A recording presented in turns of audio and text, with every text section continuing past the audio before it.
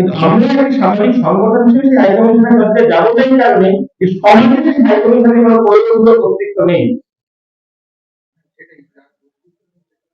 আন্তর্জাতিক রাজনীতির ক্ষেত্রে যেহেতু ওই রাষ্ট্রপতি ভারতকে মানছে, সেই জন্য সেটা থাকবে।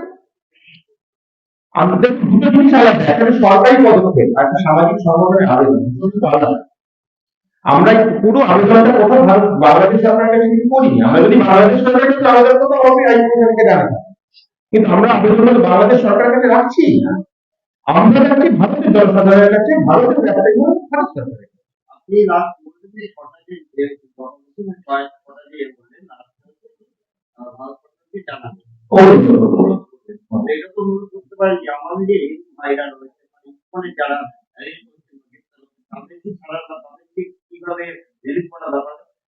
দেখুন, একটা জিনিস মাথায় রাখতে হবে, আমরা স্বদেশী জাগরণ মঞ্চ মূলত অর্থনীতিগত দিক দিয়ে কাজটা করে থাকি, সেজন্য আমরা মূলত এই দিক থেকে রাখলাম। আপনি যেটা বললেন, হ্যাঁ, সেটা অবশ্যই বলা যেতে পারে। আমাদের স্বদেশী জাগরণ মঞ্চের রাষ্ট্রীয় স্বয়ংসেবক সংঘের অর্থনৈতিক শাখা সংগঠন, যারা আমাদের যে শাখা সংগঠনগুলি লিগাল দিকে বা ধর্ম দিকে কাজ করে, তাদের হলো লিগাল।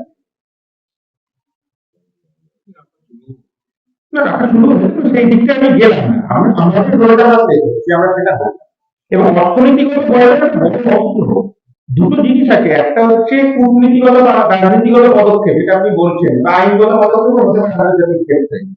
আর দ্বিতীয় হচ্ছে অর্থনৈতিগত পদক্ষেপ, যেটা অনুরোধ আমরা করছি, এটা একটা বড় অস্ত্র। সার্বত্রিক বয়কট যদি বাংলাদেশের উপর হয়, আমি বলছি মেডিকেল ভিসা বন্ধ রাখাটা 1 মাস রাখার পরে পালন করবে। আর অর্থনৈতিক বয়কটটা 1 মাস রাখা অন্তত 2-3 মাস যদি রাখা হয়, গোটা বাংলাদেশের অর্থনীতি ভেঙে পড়বে।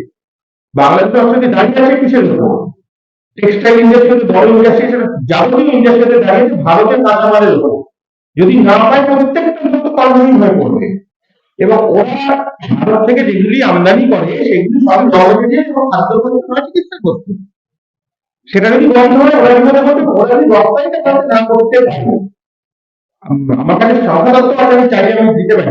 ওরা যদি রপ্তানি ভারতে না করতে পারে, ওদের সামগ্রিক বৈদেশিক অর্থনীতিতে বৈদেশিক মুদ্রা ভান্ডারই ভেঙে পড়বে।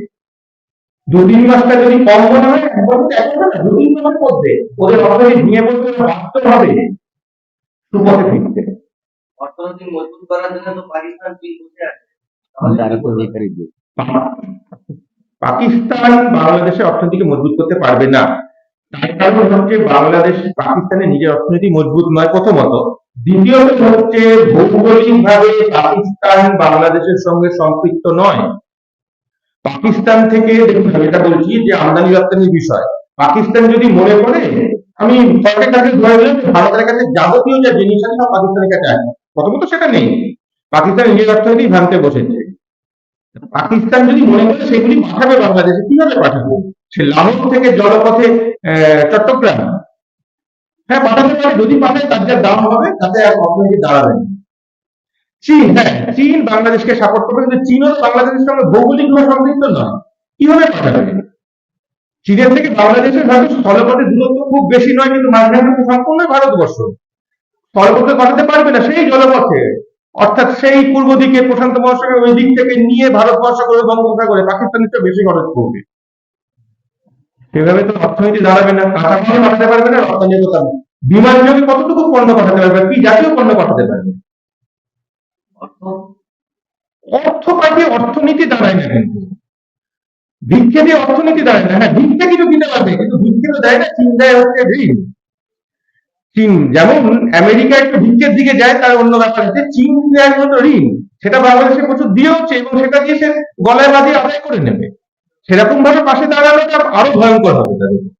ইতিমধ্যে আমেরিকার সংসদে কিন্তু এই যে বাংলাদেশের কথা হবে, দেখুন, আমেরিকার সংসদে কথা উঠেছে অত্যন্ত আমেরিকা যেহেতু গণতান্ত্রিক দেশ, তাদের সংসদে সব বিষয় নিয়ে আলোচনা হয়। কিন্তু আমরা যেটা মূলত মনে করি, আমেরিকা যদি ভালো পদক্ষেপ নেয়, কিন্তু অন্য দেশ কি পদক্ষেপ নেবে সেই আশায় আমরা বসে থাকবো না। আমাদের তো আমাদের নিজস্ব পদক্ষেপগুলি নিতে হবে। আমাদের বাংলাদেশে যে সমস্ত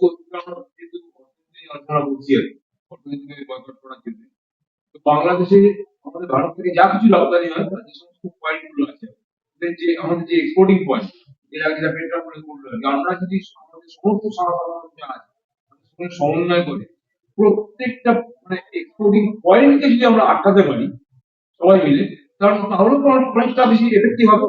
যদি 5 দিন 7 দিনের জন্য এটা না দেখুন, ব্যাপারটা আমি বলি, আমাদের কর্মপদ্ধতিটা কিন্তু প্রথমে আমরা কিন্তু অনুরোধমূলক কর্মপদ্ধতি রাখি, আটকানো জিনিসটা কিন্তু একটা অন্য জিনিস হয়ে গেল। এক্সপোর্ট কারা করছেন? আমাদেরই ব্যবসায়ী মহল। আমরা তাদের কাছে অনুরোধ রাখবো, আমরা এই আবেদনটা তাদের কাছে রাখবো, তাদের কাছে যুক্তিতে বোঝাবো জিনিসটা। তারা তো আমাদের বিদেশের লোক নয়, তারা আমাদের শত্রু নয়, তারা আমাদেরই ভাই, আমাদেরই ব্যবসায়ী মহল এক্সপোর্ট করছে, তাদের কাছে আমরা অনুরোধ রাখবো। আটকানোর কথাটা প্রথমে আসছে কেন? আমরা আমাদের যুক্তিটা তাদের বোঝাবো। এই এক্সাম্পল অলরেডি সেট হয়ে গেছে পেট্রোল। হতে পারে, কিন্তু আপনার ট্রেনের